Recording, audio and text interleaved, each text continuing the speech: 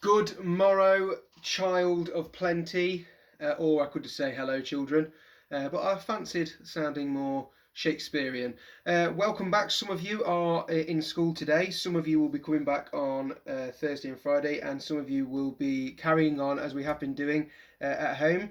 Hope these videos will prove useful. Obviously, feedback to your teacher if there's anything else that you might need. But what we're doing today then, this is going to be the start, the first lesson this week of our project that we're going to try and set with you. So you are going to write a diary. Now, it sounds a bit boring when we say it like that, but let's just have a look at what we're actually going to be doing today or by the end of this week. So we're going to create our own historical primary source. So rewind back, I think it was before Christmas now, we started looking at different historical sources. You are actually going to make an artifact, a document that is going to become an historical source. Well, there's that word primary in there, and we'll come on to that in a second. Spelling error right there. How? By. Leave the mistakes in. By creating our own timeline of lockdown, of what your lockdown has looked like since it started. So today's just going to be this sort of plan, and then we're going to build up that plan. We're going to add more things to it, and then hopefully then create this fantastic diary. Why are we going to do that then? Because we're going to help us plan our story of being the lockdown kid. That's what your diary is going to be sort of called. It's going to have that theme to it, the lockdown kid. And you're just going to write your first-hand experience. So to start off with then, First thing, you're going to pause this video. Teachers, not just yet. Teachers in the school and children at home, not just yet. I want you to rewind. What is a primary or a secondary source? Okay, now you can pause. Okay, now you can unpause. So, primary and secondary sources, they are, well, a primary source is a first-hand account of what has actually happened in a particular moment in history. So we can have a look at diaries, we can have a look at photographs, letters, reports, official documentation, newspapers, lots of different things that actually happened there and then, okay, first-hand account of what happened. And then we've got the secondary sources. So this is someone's account who didn't experience it firsthand. So they're sort of reporting on what has happened or what happened to somebody. They weren't actually there. So a story passed on maybe from a parent to a child. Of what happened when they were a kid, maybe.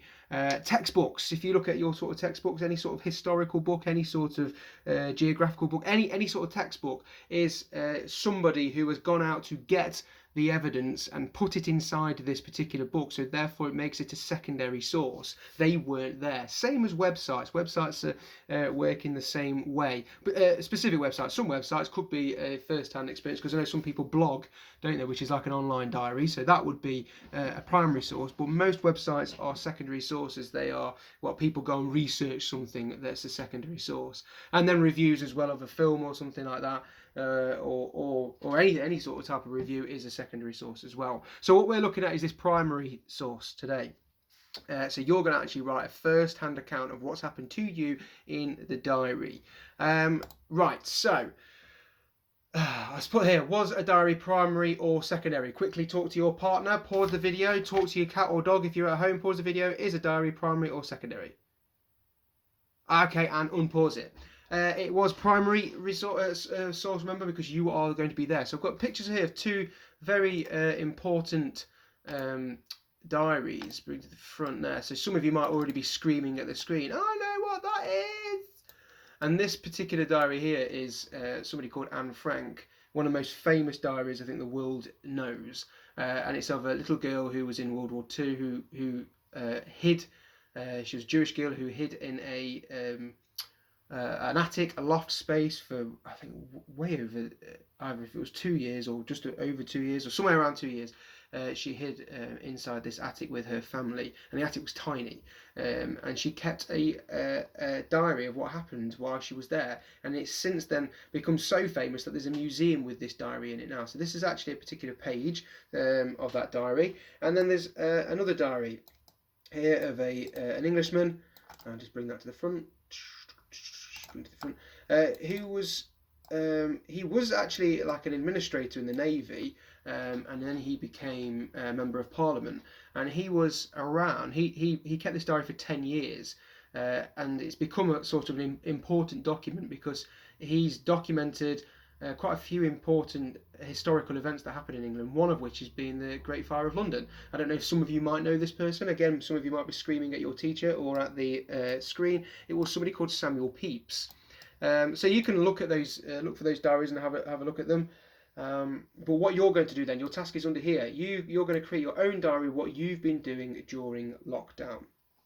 So you're going to start off then. Your first task that I need you to do, this will probably take you around 15-20 minutes to do this one. You're going to create a timeline. So I've got an example here of what it could look like on the computer screen. So what I've done there is literally just drawn a big fat line, bang, straight the way across, and then I've split it up. Now if you look, March and June, so let me just explain this, sorry, I've not explained this very well. So this is the start of lockdown here at the start, and this timeline there represents every day up until today, the 8th of June, okay? So what I've done there is I've split up this into 4 little parts, but they're not equal because it starts on the 23rd of March, so that's not the whole of March, that's from the 23rd, and this is only going to the 8th of June, so they're small little bits, they're only like a week's worth of month there, and then April and May are a bit bigger because they're the full months. Well, that's how long we've been in lockdown for. It's quite a long time when you look at it like that. It's coming on to like 3 months now that we've been in lockdown in UK. So what I've done there is I've created this here and I've put there at the start and the finish, and what I will then start doing is with a ruler is bringing out important parts that might have happened during your lockdown.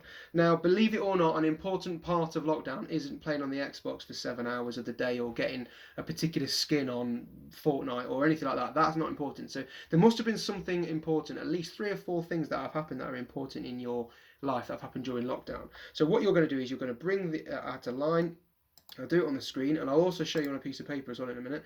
Bring out whichever day it was. You might know the particular date, so I might then do my niece's birthday. We all celebrated my niece's birthday over the internet, and it was on the 25th of April, so it was around here. So I'm just estimating there.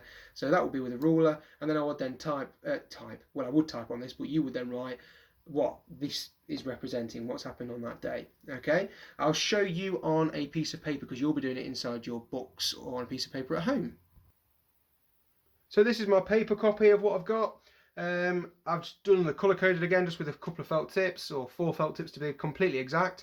And I've just put the months on there, and I got June the 8th over here and March the 23rd again over here. And what I meant then, so let's pretend I'm looking at the 25th, which I would then bring out here, and then I would write here exactly what this happened on this particular day. If I don't know the particular date, if I know it happened sometime in May, that's absolutely fine. You don't have to put the particular date. If I could pick my ruler up, I'd show you. There we go. You just need to then put, let's say it happened somewhere in the middle of May, so then it was there. If it was somewhere at the beginning of May, it would be over here somewhere and such, and then I would then write over here.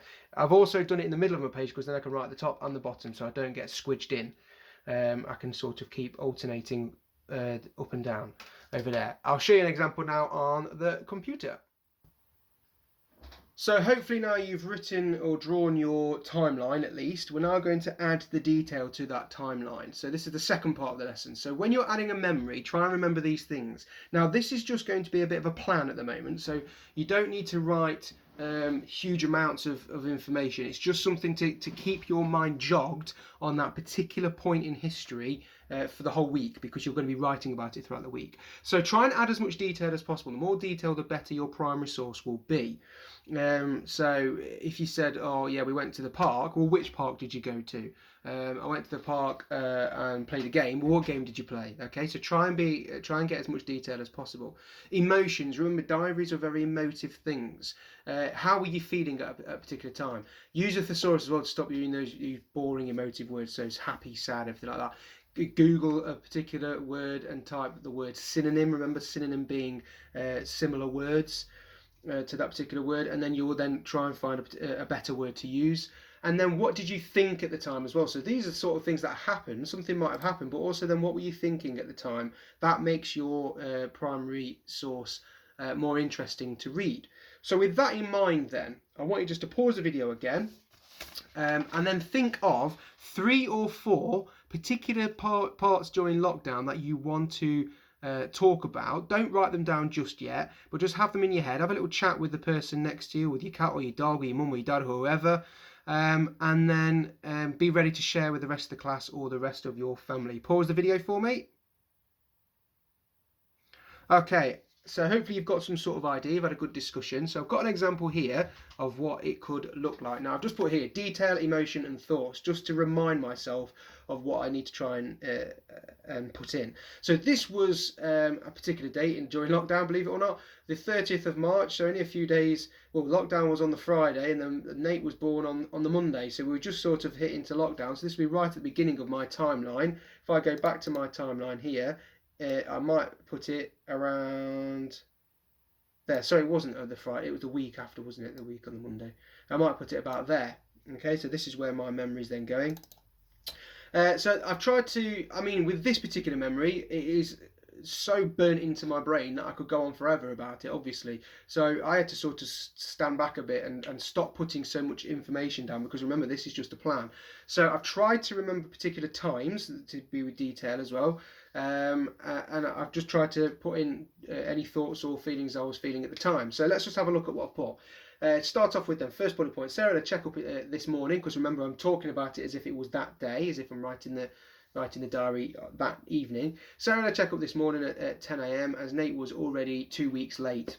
Everything came out positive. I felt angst and worry as all the bad things which could have happened were running through my head, but relief flooded over me when the results were positive. Happy days.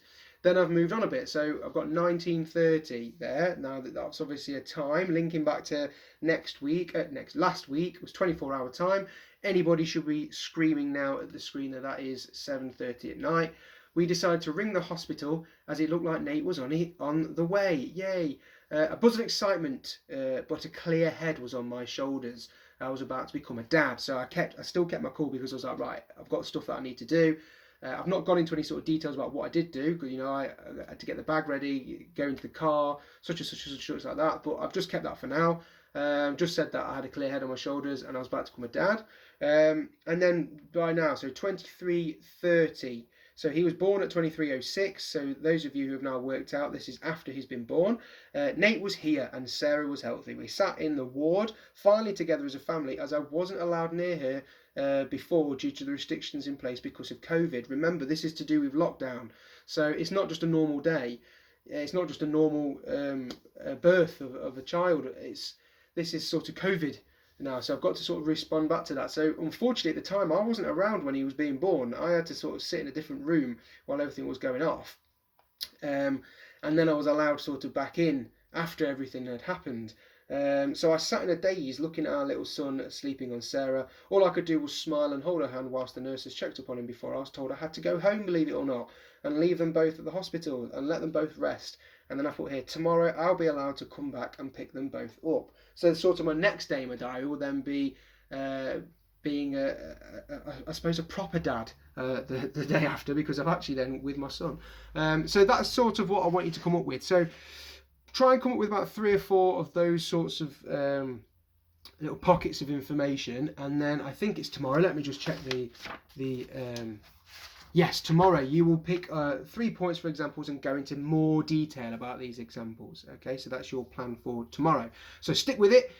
Good luck with it. Those of you who are at home, use your teacher if you can, if you're at school. If you need any help, I'll be at home today during this lesson as well, so you can always message me on Class Dojo or Google Classroom, and then upload your work when possible. Good luck teachers. See you later.